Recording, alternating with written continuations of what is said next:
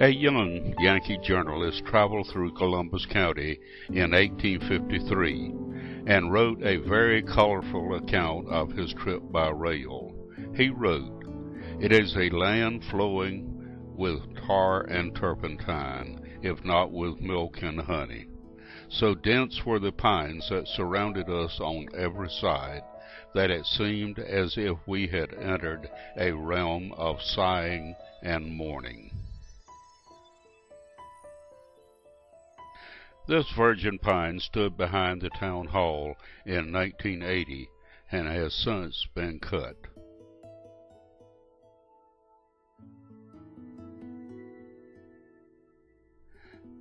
And he continued, "As we pursued our way through the piney woods, we caught an occasional glimpse of a plantation shorn of timber, which presented cultivated fields of corn and cotton. But for the most part, we were transported through a wilderness, interspaced here and there with swamps and uncheered by human habitation." Mr. F.T. Wooten, writing a column of reflections for the News Reporter in May of 1906, said, "When I was a boy, this country was a great timber and turpentine section. Farming was carried on to a very limited extent. A great many thought this industry was a panacea for all the wants of life. This is a turpentine distillery at Peacock's Store, 2 miles east of the Chadbourn town site, and actively operating in the 1853 and 60s. Other known distilleries operating prior to the establishment of the town of Chadbourn were the Bellamy Brothers of Wilmington. Their distillery occupied the corner of Howard and Railroad Avenue in present-day Chadbourn. Alex Sessoms at Grice, 2 miles west of Chadbourn, and Joe Jackson at the Big Bay, southwest of Chadbourn. This is the main street of the town of Grice, 2 miles west of Chadbourn. Located here were the stores of Jim Smith, Bill Struthers, and Jim Powell. There was a post office and telegraph office. Notice the mailbag carrier in the foreground and the strawberry crates on the wagon in front of Jim Smith's store. The building on the left was a residence. The residences of Hugh Struthers, Frank Walker, Jim Smith, and Ms. John D. Walker were here. Older than Chadbourn, nothing remains at Grice but a decaying building not of the town and a wood yard located there in recent years. Strawberries were shipped from this point. Sunny South colonists detrained here, and the Stake Corduroy Road, built by Joe Jackson from his turpentine distillery at the Big Bay, ended here. Grice was his shipping point for naval stores and logs. One morning, Mr. Struthers entered his store, found kerosene had leaked from the storage barrel. He mopped up what he could, but a small puddle remained. Thinking to do a quick clean-up job, he struck a match to the puddle. Of course, the building burned along with the other stores at Grice. So ended the town of Grice. Although the young journalist saw a land uncheered by human habitation, there were people in the area. On March the 27th, 1870, Piney Forest Baptist Church dedicated this building. The church, constituted in July of 1869, received members from established churches in the county, including Porter Swamp and Pleasant Hill. There were 23 charter members.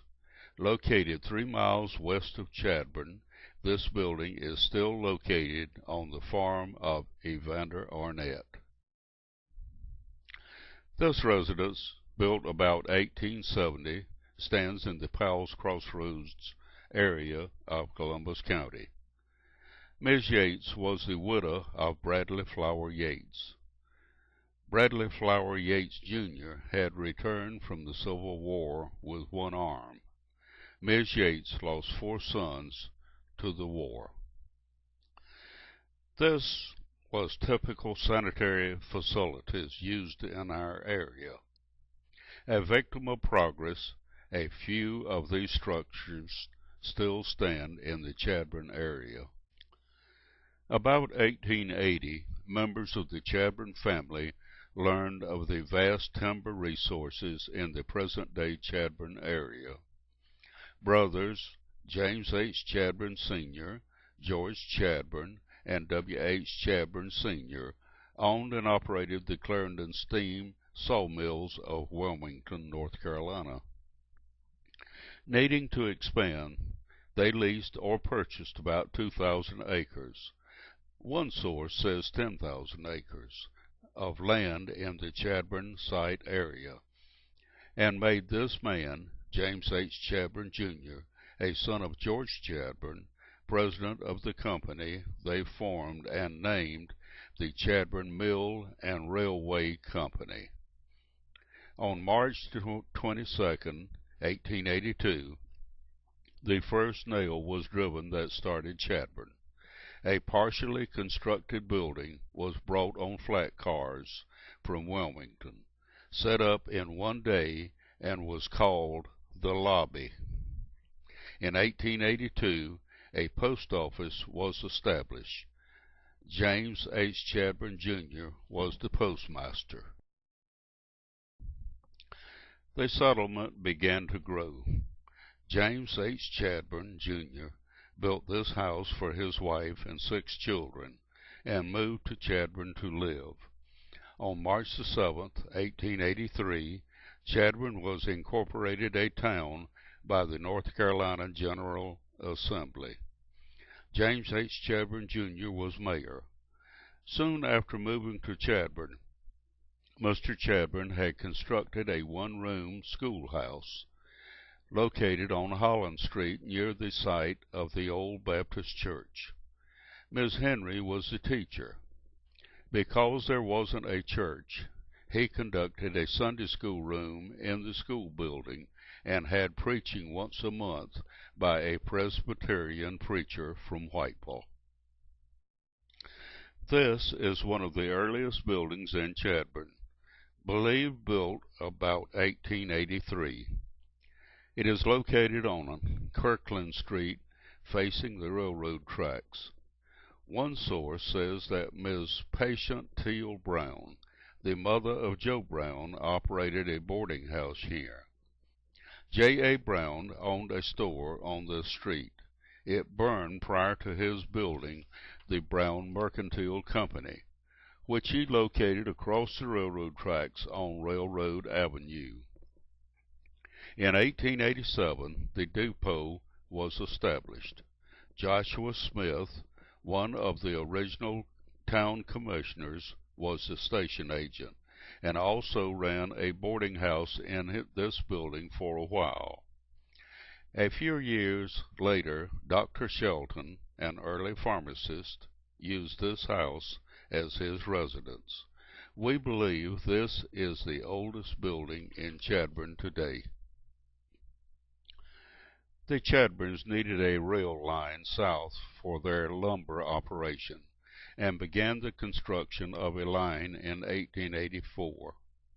In 1887 it was in use, and James H. Chadbourn, Jr. went to Philadelphia, purchased this engine, the Shoefly, and throttled her to Wilmington, and then on to Chadbourn. The railroad was constructed under the direction of W. H. Chadbourn, Jr., a recent graduate of MIT, and was named the Wilmington, Chadbourn, and Conway Borough Railroad. By 1890, the Chadbourns had completed additional track to the Butters Lumber Company in Boardman. The shoe fly had a large funnel smokestack to contain sparks from the wood-burning locomotive and prevented setting the woods on fire, and a cowcatcher, which is exactly what it was, a cowcatcher. The town continued to grow, and needs increased. On May the 18th, 1890, the Chadbourn Baptist Church was constituted. Reverend T.J. Cobb was called. His salary was $125 annually, preaching once monthly. The first building was built in 1891. It was a 30 by 45-foot structure contracted to R.S. Richardson for $250.